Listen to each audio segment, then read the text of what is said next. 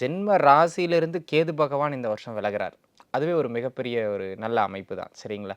அது மட்டும் இல்லாம 6ஆம் இடத்துக்கு சப்போர்ட்டிவா ராகு வராங்க. 7ல சனி போகிறது ஒரு வகையில தீமை. ஆனா வேறு சில விஷயத்துக்கு அது நன்மைய தரும். அது என்னங்கிறத நம்ம பார்த்துருவோம். முதல் அமைப்பா இவங்க ஜாதக அமைப்படி வேலை கிடைக்கும். நல்ல வேலையே கிடைக்கும். ஆனா அந்த ஒர்க்ல கொஞ்சம் பிரஷர் இருக்கிற மாரி இருக்கும். 10ஆம் இடத்துல குரு போகிறதுனால உடனே வந்து பதவிக்கு இடராயிடும். அப்படிலாம் வேலை போனாலும் டக்கு டக்குன்னு வேலை கிடைச்சிரும். அதுல மாற்று கருத்தே கிடையாது. 6ஆம் இடத்துல இருக்கிற ராகு பகவான் நல்ல வேலை வாய்ப்புகளே வாங்கி தருவாங்க. அதுல என்ன பிரஷர் இருந்தாலும் கொஞ்சம் அட்ஜஸ்ட் பண்ணி ஓடுனீங்கன்னா மட்டும் போதும். நல்ல குரோத் உண்டு இந்த காலகட்டத்தில. இது ஃபர்ஸ்ட் பாயிண்ட்.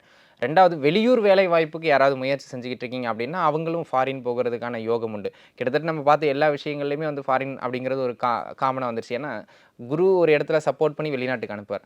ஒரு சிலர் ராகு, கேதுக்கள் சப்போர்ட் பண்ணி வெளிநாட்டுக்கு அனுப்புவாங்க. இவங்களுக்கு ராகு பகவானும், கேது பகவானும் சப்போர்ட் பண்ணி வெளியிடங்களுக்கு அனுப்புற ஒரு அற்புதமான அமைப்புகள் இந்த காலகட்டம் அமைகின்றது. ஸோ வெளிநாடு முயற்சி எடுக்கிறவங்களுக்கு இது ஒரு சிறப்பு.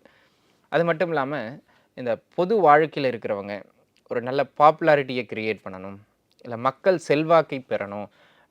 ஏதாவது ஒரு சீட் குடுக்குறாங்க, நிக்கணும், நம்ம ஜெயிக்கணும் அப்படிங்கிற பட்சத்தில அதற்கான ஒரு மதிப்பு, மரியாதை, அந்த பதவிய ஹோல்டு பண்றதுக்கான தகுதி இந்த காலகட்டத்தில கிடைச்சிரும்.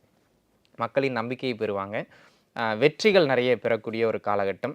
இப்போ உதாரணத்துக்கு எலக்ஷன்ல வெற்றி பெறலாம். அல்லது ஏதேனும் வழக்கு தொந்தரவுகள் சிலருக்கு போய்க்கிட்டு இருக்கலாம். ஆக மொத்தத்தில் தன் எதிரியை கொஞ்சம் சிரமப்பட்டு வெற்றி கொள்ளுகின்ற ஒரு நல்ல காலகட்டம் இது. சரிங்களா?